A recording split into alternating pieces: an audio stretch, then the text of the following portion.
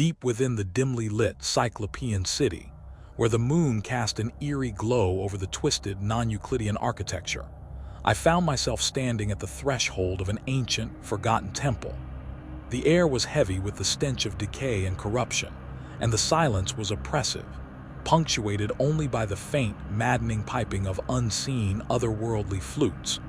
As I stepped across the threshold, the massive granite door creaked shut behind me, enveloping me in an inky, impenetrable darkness. The darkness was absolute, a living, breathing entity that wrapped itself around me like a shroud, making my skin crawl with an unspeakable, creeping horror.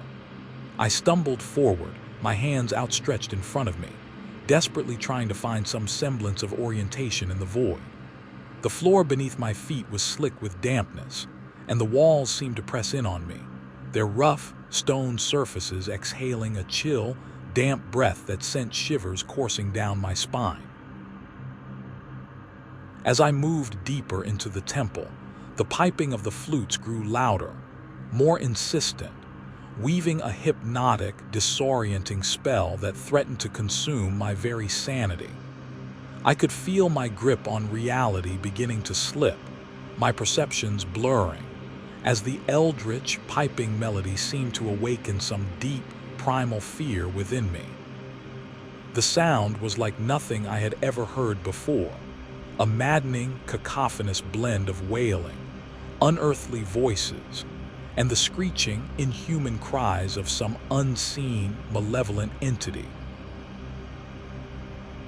Suddenly, the darkness was pierced by a faint, flickering glow as a series of torches, mounted on the walls, burst into flame, casting eerie, dancing shadows across the stone floor.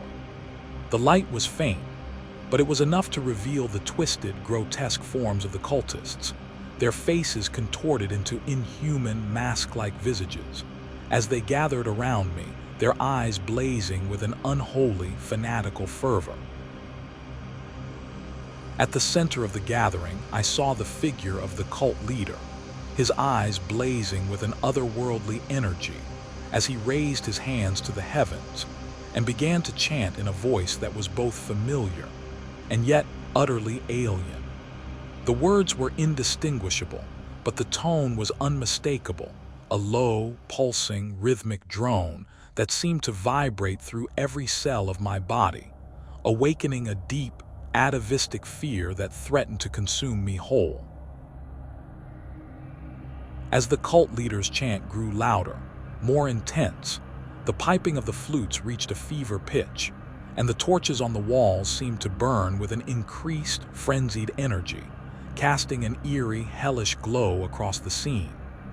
The air was electric with anticipation as the cultists began to sway, their bodies moving in a slow, hypnotic rhythm as they summoned forth some ancient, malevolent power from the depths of the abyss.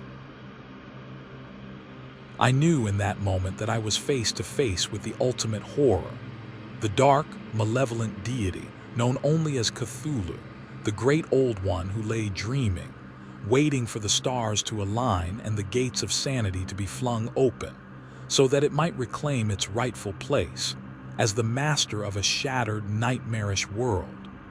The thought was too terrible to contemplate, and yet I knew that I had to act to prevent the catastrophe that loomed before us all.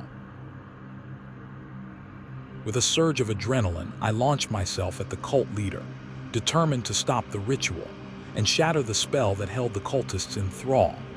But as I moved, I felt a strange, creeping sense of dread, as if I was being pulled into a living nightmare from which there was no escape. The cultists seemed to close in around me, their faces twisted into grotesque, inhuman visages as they reached out to claim me, to drag me down into the abyss, and sacrifice me to their dark, malevolent god. In a desperate bid to escape, I fought back, my fists flying as I struggled to break free from the cultists' grasp.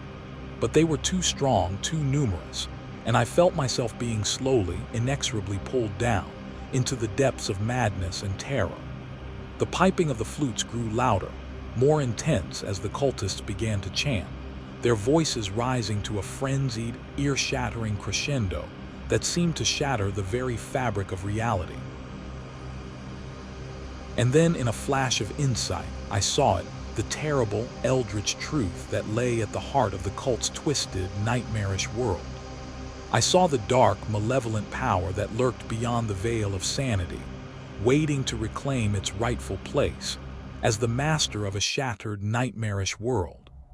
I saw the cultists, not as human beings but as mere puppets, manipulated by some ancient, malevolent force that used them to bring about a catastrophe of unimaginable proportions. In that moment, I knew that I had to make a choice to succumb to the madness and terror that surrounded me, or to find a way to escape, to shatter the spell and prevent the catastrophe.